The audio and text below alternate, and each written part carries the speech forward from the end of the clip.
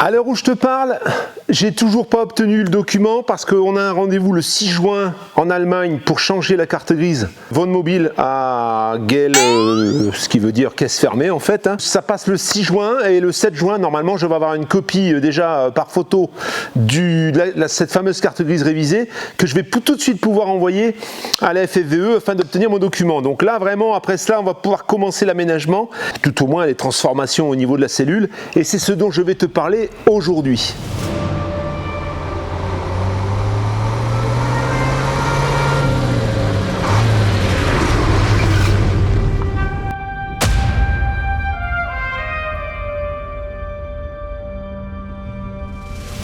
Alors il y en a certains qui ont suivi le raisonnement déjà sur Nomad Into the Wild, mais on va revenir sur tout ça avec un peu plus de précision. Donc cette cellule fait 4 mètres de long en fait, 4 mètres intérieurs à peu près. On a une cellule extérieure 2,50 m, donc moins l'isolant, il va nous rester 2,35 m à peu près. En hauteur par contre, et on le verra à l'intérieur, on a 1,85 m. C'est pile poil ma taille, donc je frotte la tête. Donc en tout premier lieu, ce qu'on va faire, c'est qu'on va rehausser cette cellule. Pour cela, eh bien, on va monter tout de suite. Voilà, dans un premier temps, je vais faire sauter tous ces rivets, partout, tout le tour du véhicule, afin de pouvoir soulever le toit avec des étais à l'intérieur. Il y a des rivets ici de ce côté qui vont sauter également. Et on va monter environ de 25 cm. Ça va permettre de me tenir debout, ça va me permettre de pouvoir faire une lame d'air entre la partie plancher et la partie plancher extérieur et plancher intérieur. Je compte mettre du plancher massif, et je l'ai déjà d'ailleurs, c'est du chêne. Dans ce plancher, il y aura une lame d'air que je pense pouvoir peut-être chauffer, je ne sais pas encore. En fait, j'attends d'avoir posé les tapis chauffants qu'on va mettre donc chez Eva pour son parquet flottant. Je vais voir un petit peu quelle est la sensation de chauffage, quelle est la sensation de chaleur, comment on obtient une chaleur satisfaisante par rapport au nombre de watts qu'il y aura dans ce véhicule. À suivre. Ça, c'est pas encore fixé, mais je pourrais tout aussi bien créer une lame d'air et souffler avec un chauffage assez puissant, à voir maintenant combien ça consomme. En tout état de cause, je vais légèrement remonter ce plancher pour au moins avoir une lame d'air et éviter d'être directement en contact avec le plancher qui est extérieur en fait.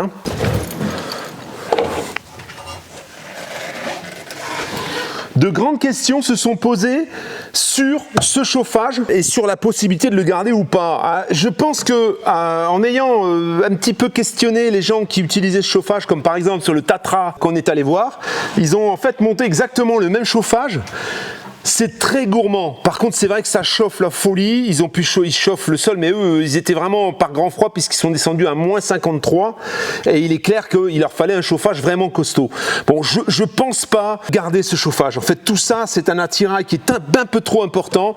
Donc, ce qui va se passer en pratique, on va remonter le toit qui est ici, de 25 cm. Si je veux avoir environ 70, allez, on va dire même 80 au niveau de l'intérieur, on va avoir ça plus l'isolation. On va dire qu'on va tomber sur le haut de la literie. On va avoir une pseudo capucine en fait qui va venir jusqu'ici, jusque là sur la cabine. Alors, je ne sais pas vraiment où je la fais venir. Si je la fais venir un peu plus près, un peu plus loin, ça permettra d'avoir la moitié du lit en débordement. Ça veut dire presque la moitié, on va dire 60 cm sur les 140. Ça fait qu'à l'intérieur, le lit va ne prendre que 80 cm au total dans la surface de la cellule. Le lit, ben oui, comme je te l'ai dit, il arrivera à peu près ici. Ça, c'est le haut du matelas. On arrive quasiment là. Et alors, le passage cabine se fera ou en dessous du lit, dans cette partie, donc, puisque là, la roue de secours, je vais la laisser où elle est.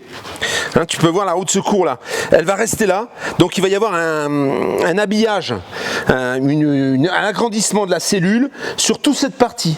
Et au-dessus de la roue, bien sûr, on aura la capucine, donc la roue elle va être quasiment dans une niche.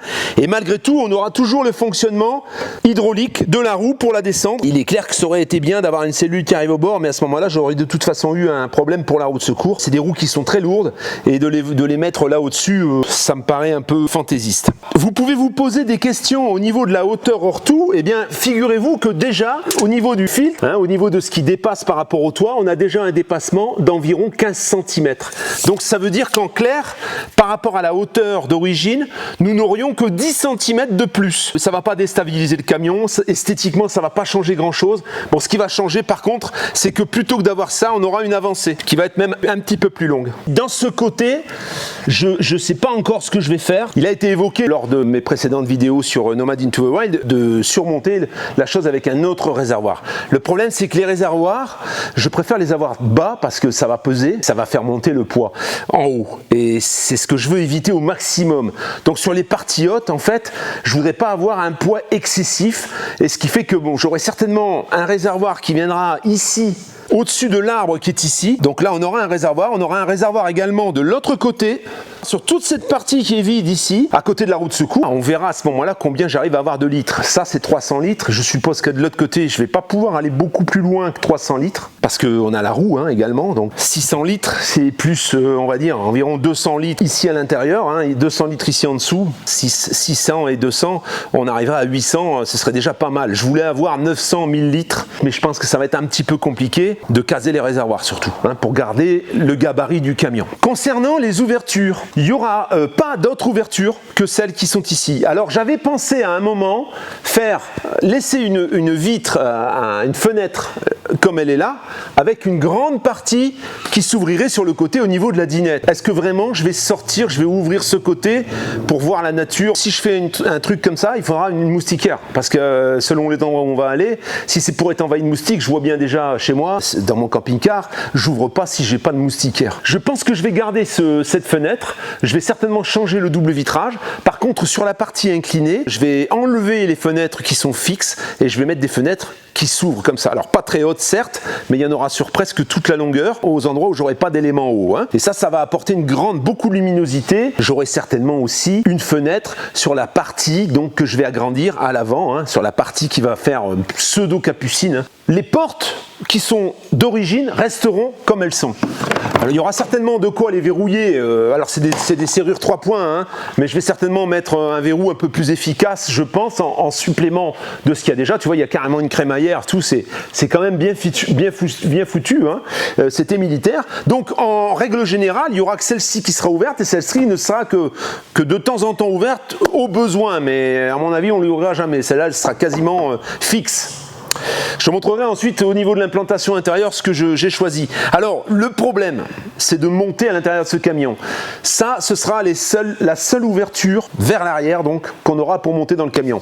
Vers l'arrière, je trouve que c'est plutôt pratique parce que t'as pas à étendre d'échelle sur le côté, ça prend beaucoup moins de place. Et alors je vais te raconter, pour avoir beaucoup discuté avec Marcus qui m'avait apporté les pneus, très intéressant parce qu'il a une vision qui est peut-être un peu différente de ce que moi je peux l'avoir et il m'a apporté pas mal de détails qui pourraient être intéressants pour moi. Alors, il ne faut pas oublier qu'ici au-dessus des portes, on va avoir 25 cm de plus. Donc ces 25 cm de plus, je vais les optimiser puisqu'il va y avoir comme une avancée métallique assez costaud sur laquelle je vais pouvoir mettre des palans ou des poulies intégrées, je ne sais pas encore comment je vais procéder, pour pouvoir descendre une plateforme. On aura une plateforme qui ne va pas être très grande et qui ne va pas rester dépassante en fait.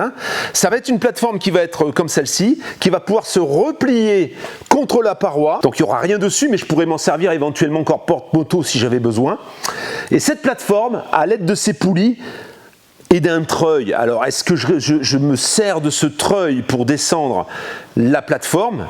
Et le câble est un peu gros, alors peut-être changer le câble, mettre quelque chose de plus petit, mais à ce moment-là, je perds l'avantage d'un gros treuil comme celui-là. Je pense plutôt qu'il y aura des moteurs sur le dessus, au niveau de cette avancée, et du coup, on descendrait la plateforme, on pourrait la descendre au sol pour pouvoir éventuellement charger des choses dessus. Elle pourrait éventuellement rester à cette hauteur pour servir d'avancer quand on sort, on n'est pas directement sur l'échelle pour se casser la gueule, donc elle serait comme ça. Et dans cette plateforme en fait, Marcus m'avait dit, on ne sait jamais trop où ranger les plaques de dessablage, de désensablage, peut-être on pourrait les mettre, peut-être que ce serait une idée de les mettre dessus. Je pense que je vais plutôt l'utiliser. En fait, il y aurait une partie de cette plateforme qui descendrait comme ça, et qui ferait une échelle en fait. Ça se déplierait, la plateforme elle serait, tu as déjà vu ces échelles, et c'est plat, et au moment où tu les descends, bah, tu as les marches qui se dessinent, tu vois. Et à ce moment-là, bah, c'est sûr que la partie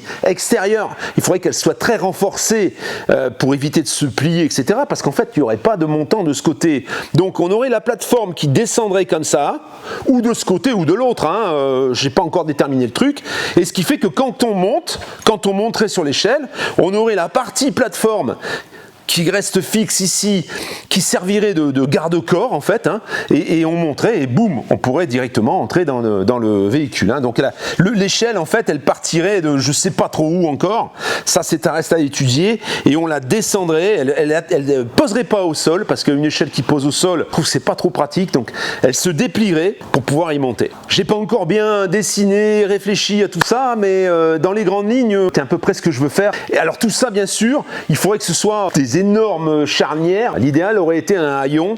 Le problème d'un haillon, c'est qu'il faut pouvoir placer sur le côté les vérins, etc. Et là, avec ce châssis, je ne sais pas bien comment faire. Il faut de la place, il faut un porte-à-faux en fait pour un haillon. Les haillons, il y a souvent des haillons qui se plient en deux. Hein. Tu les plies et puis ensuite ils s'encastrent en dessous. Ben oui, à ce moment-là, je démontrais la partie pliante et il n'y aurait que la partie haillon qui m'intéresse. Et il pourrait se rabattre hydrauliquement, ou c'est souvent hydraulique d'ailleurs, hein, avec un moteur additionnel. Il pourrait se rabattre comme ça et tranquille, quand tu roules il est rabattu, tu n'as pas ton porte-à-faux qui augmente, et au moment où tu t'arrêtes, tu descends ton rayon, tu le mets à cette hauteur, si tu dois le descendre tu peux le descendre, et à ce moment-là tu n'as pas besoin de poulie ou de renvoi pour pouvoir monter et descendre ta plateforme en fait. Hein. Alors cette plateforme, elle pourrait même, avec des rails qui seraient donc sur les parties où on n'a pas les portes, elle pourrait même monter plus haut. On pourrait même supposer par exemple qu'on y met des vélos ou une moto et qu'on monte cette plateforme jusqu'ici pour que personne ne puisse l'atteindre et que ça vienne pas t'embêter lorsque tu prends une montée, quoi, que ça vienne pas toucher. Ça c'est à affiner, mais voilà l'idée. Si tu as des idées, n'hésite pas à communiquer dans les commentaires, ça me sert énormément. Là tu vois, c'est des idées de Marcus en fait, hein, que j'ai réfléchi à ma sauce, mais au départ la plateforme c'est une idée de Marcus, et il m'a même dit tu pourrais faire comme une espèce de tente à l'arrière, tu vois, une partie toilée qui vient un petit peu plus sur 60 cm par exemple, ça permettrait d'abriter l'entrée plutôt que de rentrer. Ça permettait de te mettre au sec, de poser tes chaussures au moment où tu rentres dans le véhicule, tu vois, ça pourrait être super pratique. Alors sur ce côté, rien de spécial, on reste comme on est là, on va pas toucher à grand chose à part la hauteur. Les portes sur le côté restent, dans la mesure où il y aura une partie en dessous du lit qui va servir de soute et puis de local technique. On chargera des gyroroues en fait dedans. Hein. Sur l'avant, donc qu'est-ce qu'on verra? Ben, ici, on aura l'avancée donc qui va venir ici au-dessus, hein, qui va venir jusque là, qui va venir couvrir la roue en fait. Hein, la roue, elle sera comme encastrée dans le véhicule.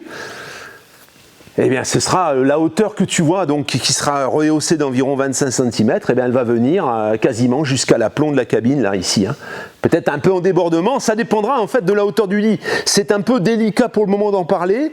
Au plus je peux gagner, au plus je vais gagner. Par contre, je veux pas une avancée avec une capucine qui vient au-dessus de la cabine. Je trouve que c'est pas beau sur ce type de camion. Mais par contre, quelque chose qui vient un peu remplacer tous ces moteurs, ces chauffages, franchement, je pense que c'est trop gros. C'est beaucoup trop gros, c'est surdimensionné. Moi, je vais pas faire du moins 50 avec le camion. Hein. Placer un autre endroit pour les réutiliser, peut-être. Je vais de toute façon essayer ce chauffage. Hein, pour voir s'il fonctionne, et à ce moment-là on verra un petit peu ce que je fais. Au niveau du toit, on aura minimum 800 watts de panneaux solaires. On a quand même pas mal de place. Alors le toit va rester arrondi, mais par contre on va avoir une galerie en fait. Hein. On va avoir une galerie qui va venir redresser tout ça. Il va y avoir une partie, je pense, panneaux solaires, et une partie sur laquelle je vais pouvoir monter pour pouvoir faire le cake en fait. Hein. Pouvoir s'asseoir en haut là, ça me plairait pas mal. Alors on voit, tu peux voir au bout là, on voit le filtre qui dépasse. Et ben on va être 10 cm au-dessus de ça à peu près. Toutes ces barres là, tout ça, ça va partir. Hein. Le toit, je précise que tout, là c'est recouvert, là tu vois, il y a toujours un recouvrement partout. C'est du costaud quand même. Hein. Il n'est pas super droit, mais il n'y a pas de problème. Hein. Il n'est pas non plus abîmé et perforé. D'ailleurs, le camion est étanche, il est resté à la flotte. Il est resté à la flotte en République tchèque pendant un bon moment. Et ensuite, quand il était en Allemagne, c'est pareil, il a pris la sauce et il n'y a pas d'eau à l'intérieur. Nous voilà donc dans la cellule. Alors bon, tu vois, voilà quoi. Je me demande même, tu vois. Bon, alors j'ai des chaussures qui prennent un peu quelques centimètres, mais c'est pas très haut, hein. Donc ça va dégager, ça va remonter de 25 cm. Alors là, tu vois, je rentre ici, hein. Ça c'est l'entrée, voilà. Là je rentre. Sur ce côté, il y aura des placards. Ça veut dire des rangements, mais pas des rangements super profonds non plus, hein. Ils vont pas venir rétrécir trop l'ensemble. Donc on aura des rangements, tu vois, qui vont faire 30-35 cm de profond seulement, hein. Ici, sur ce coin, on va avoir la douche. Elle va faire ici environ 70, tu vois. Donc 70, eh bien ça va arriver là. Voilà, donc tu vois, elle mord légèrement sur la porte, hein. Profondeur, elle va faire 80. Voilà, et 80, ça va venir ici. Alors tout ça, ça va disparaître, hein. Tout ce qui est au sol, là. Le passage de roues ne sert à rien puisque c'était pas une cellule qui équipait normalement ce camion. Et les roues ne rentrent pas dans les logements, c'est à côté. Donc tout ça, ça va être redescendu. À côté, donc, de la salle de bain, à côté de la salle d'eau, qui va peut-être faire 90, ça dépendra de comment je serai arrivé à pousser le lit dans l'avancée. Et on va avoir une banquette qui va venir jusque quasiment le pied du lit, hein. Ça va être une banquette qui va être quand même assez grande et cette banquette elle va pouvoir se transformer en dinette face-face. Il y aura une partie au centre qui va remonter et ça va permettre de manger face à face si on a envie plutôt que de manger comme des cons en face des plaques. C'est pour ça que cette fenêtre, tu vois, elle est globalement au bon endroit, hein. Alors elle est un peu petite, c'est vrai, ça va manquer un peu de luminosité, mais je veux pas vraiment dénaturer le véhicule. Je pourrais très bien mettre une seconde fenêtre ici à côté par exemple. Il faudrait que je retrouve à peu près les mêmes choses, les mêmes fenêtres. Si j'arrivais à retrouver la même chose, ça me permettrait de pouvoir en coller une à côté. Là en face, ici, on aura la kitchenette. Où elle va arriver, ça dépendra un petit peu de la place que j'aurai réussi à gagner par ici. On va tabler sur 80. Si je suis à 80, eh bien, je vais me retrouver ici, tu vois, avec le lit. Donc en me retrouvant ici, eh ben, on va avoir une kitchenette qui va démarrer de là et puis qui va aller plus ou moins loin selon la place. Donc, le plan de travail va être là et ensuite on va avoir le micro-ondes encastré sous le lit et on va avoir le frigo encastré sous le lit aussi. Donc là en dessous, on aura une trappe pour pouvoir y passer dans la partie technique. Il y aura deux frigos. Il y aura mon petit frigo à compression tiroir qui fait 35 litres et il y aura la glacière EcoFlow qui va venir aussi sortir, hein, puisqu'elle sera encastrée, si elle sera sur tiroir et celle-ci elle me servira de congélateur quand j'en aurai besoin. Ce sera plus modulable que d'avoir un grand frigo congélateur. Moi dans mon camping-car il est jamais plein en fait, le congélateur sert quasiment jamais, sauf l'été pour les glaces pour les enfants. Le lit, oui, là on aura 25 cm de plus forcément. Il va arriver, si je fais mes 50, voilà, ici à peu près, hein, voilà, la hauteur du lit ce sera à peu près ça, voilà, hein, ça va arriver à peu près ici. Donc c'est vrai que il va pas me rester beaucoup de place, hein. Là je vais avoir le micro-ondes juste en dessous et ensuite le frigo il va venir un petit peu là ici en dessous, hein. Je pourrais plus développer au moment où j'aurai remonté la cellule. Tout ça bien sûr ça va dégager, hein. Et ça ici, ben oui, ça va être la continuité de la soute. Est-ce que le passage cabine s'effectuera en dessous ou au-dessus du lit ? Je ne sais pas encore. Je vais me servir de la vitre arrière, hein, du véhicule. Je vais faire sauter la vitre arrière. Et cette vitre arrière, il va y avoir donc un recouvrement. Ça va être fermé. Et dans cette fermeture, je vais aménager ce passage cabine. C'est pas non plus un passage qui va être emprunté régulièrement, comme dans un camping-car, hein, par exemple, hein. Au niveau des lits, les deux lits supplémentaires, eh ben, il y aura la banquette qui va servir de lit, hein, qui fera un lit complémentaire. Et il y aura un lit rabattable ou un lit, je ne sais pas encore comment je vais le faire, au-dessus de l'autre. Hein, peut-être le dossier de cette banquette qui va se redresser et qui va faire un second lit et ça fera des lits superposés tout simplement. Ce sera occasionnel puisque bon, les enfants, hein, comme tu le sais, je les ai pas non plus régulièrement. Par contre, je veux pas non plus dire non, vous ne viendrez pas dans le camion parce que papa il n'a pas prévu ce qu'il fallait. Et ce sera là et s'ils sont toujours au moment où j'aurai terminé ce camion, ils sont toujours ok pour venir, pour balader avec papa, bah, ils pourront le faire tout simplement. Voilà pour cet aménagement. Voilà pour les quelques explications, hein. Il faut encore bien dessiner le tout. Je t'ai pas encore trop parlé de ce qu'il y aura dedans. Je t'ai pas parlé non plus du volume d'eau propre parce que ça va être un peu compliqué. Je pense que je vais devoir faire un double plancher ici sur l'avant et certainement avoir le volume d'eau en fond de soute ou au milieu de la soute parce que ça me paraît très compliqué ailleurs. Peut-être en dessous également. Mais c'est pareil, si je décide de faire une partie qui se relève, ça va être compliqué d'aller faire, ou alors avoir vraiment plusieurs réservoirs de 100 litres pour pouvoir les dispatcher un peu partout, mais ça va être assez compliqué ensuite à gérer au niveau de la distribution de l'eau. On va voir tout ça, hein. Et les eaux grises, elles, je me débrouillerai pour qu'elles soient à l'extérieur, bien sûr, hein. Voilà donc pour une idée sommaire, hein, un petit peu survolée de ce que je veux faire avec ce camion. Il y en a beaucoup qui me demandent le budget pour un camion comme ça, donc on en parlera dans une très prochaine vidéo, puisque comme tu peux le voir sur les images, le camion est en phase finale, le second camion est en phase finale, il va arriver, je pense qu'on l'aura autour du 15 juin. Donc on aura l'occasion de parler du coût, parce que ce camion, j'ai des gens qui sont intéressés pour l'acheter, j'ai 3 personnes aujourd'hui. Donc ça va intéresser, je pense, voilà, ça commence à se concrétiser. En fait, des camions comme celui-là, on en voit très rarement hein, ici en France. Ça peut poser beaucoup de questions.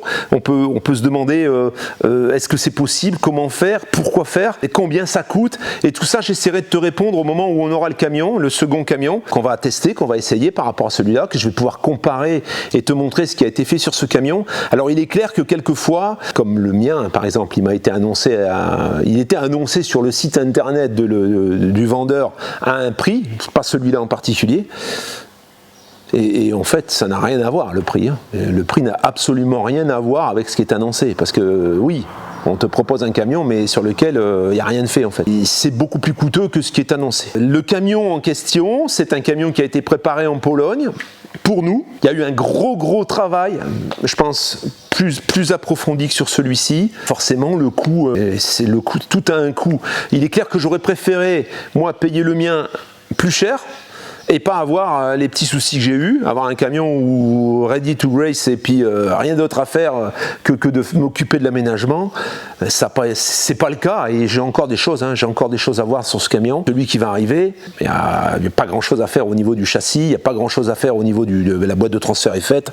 Il y a beaucoup de choses qu'on a demandé au départ qui sont faites et qu'il n'y aura pas à faire. Forcément, le coût c'est en rapport, hein, bien sûr, hein. J'espère, alors je ne pense pas que ce soit pour la prochaine vidéo, mais peut-être la suivante, je pourrais donc te présenter ce camion et te parler un peu plus de ce que ça coûte. Démarche quand maintenant, voilà, tout se précise, et ça permet de l'avoir fait sur le mien, ça permet d'avoir un recul et de savoir comment rentrer ce camion, de quelle manière faire la demande FFVE. C'est important, parce qu'au départ je pensais qu'en ayant le Von Mobile sur la carte grise, on allait me le passer naturellement comme ça, puisque plus ou moins il est équipé pour dormir dedans, hein, on va dire, hein. Il n'y a pas les lits, il n'y a rien du tout, mais tu es isolé, tu as le chauffage, il y a tout un tas de choses, il y a du double vitrage. Donc ça, en Allemagne, c'est considéré comme un véhicule dans lequel tu peux dormir. Donc il y avait les deux possibilités, il y avait la possibilité caisse fermée, il y avait la possibilité camper, et on a cru bien faire en le passant en camper. Heureusement que je peux revenir en arrière, ça me coûte quand même 400 €, mais pour l'avenir, au moins je sais qu'il faut pas rêver, quoi, hein. Abonne-toi si c'est pas déjà fait. Je suis très surpris par l'accueil que j'ai au niveau de cette chaîne. Alors pas forcément par les abonnés, mais au niveau des vues, j'ai pas mal de vues, ça fonctionne plutôt bien. Donc je pense qu'il y a une grosse curiosité à voir comment ça va évoluer, et on verra ça, hein. On va le découvrir ensemble, parce que moi c'est pareil, je vais m'attaquer à un aménagement qui va quand même être assez compliqué. Donne tes idées si tu en as, n'hésite pas à me les donner. J'essaierai de faire une vidéo où je réponds un petit peu aux différentes suggestions et idées. Je garde la roue de secours sur le côté, je passe sur des pneus, alors dans un premier temps en 1400, mais j'ai déjà acheté 4 700, il m'en manque 2 en fait. Si tu as dans tes connaissances quelqu'un qui vendrait 2 ou 3 1600 par 20, je serai preneur, parce qu'en fait en ayant mesuré les miens et en ayant comparé avec du XZL chez Michelin, on est sur quasiment les mêmes dimensions au niveau du diamètre, c'est quasiment la même chose. Au niveau de la largeur, ils sont un peu plus larges, mais je pense qu'ils passeraient. Alors maintenant, il y a un problème de largeur de jante, et ça on va le voir avec Gérald au moment où on va monter les 1400. Si j'ai reçu les 1600 entre temps, on va faire un test sur la roue de secours pour voir comment ils se comportent, comment ils sont, hein, s'ils boulinent pas trop, si ça passe, et si ça passe, on montera peut-être du 1600, voilà, avec un diamètre identique à ceci. Donc je ne perdrai pas de vitesse de pointe en fait, j'ai pas besoin de la vitesse de pointe, hein, qu'on se méprend pas, c'est juste pour descendre le niveau, c'est juste pour descendre les tours minutes, pour pouvoir consommer moins, hein, quand je roule, quand je prends du goudron ou quand on va un peu loin, pour pouvoir avoir une vitesse de croisière avec un régime moteur un peu inférieur à ce qu'on aurait avec des pneus plus petits tout simplement. Et c'est d'ailleurs pour ça qu'on a fait la modification au niveau de la boîte de transfert. Voilà, donc si tu as dans tes connaissances 3 XZL 1600 à un prix, là je te parlerai des prix ensuite, c'est modéré par rapport au prix d'un pneu neuf. C'est sûr que ces que j'ai achetés sont pas neufs, ils sont retaillables. Ça me permettra d'avoir un recul et de savoir qu'est-ce que je monte sur ce camion. Et si toutefois ça le faisait pas, j'ai toujours une ou l'autre des montes à vendre, hein. Par contre, il va me falloir acheter des chambres à air en 1600. Ça, c'est une autre paire de manches. Ça vaut à peu près 52 €, 53 € je crois la chambre à air. Et il m'en faut 7 avec la roue de secours. Je te dis à la prochaine et en attendant, merci de me suivre, merci de liker, et merci de commenter, merci de me donner tes idées et on se dit à tout bientôt, peut-être avec le nouveau camion et peut-être avec une nouvelle vidéo sur l'évolution du projet.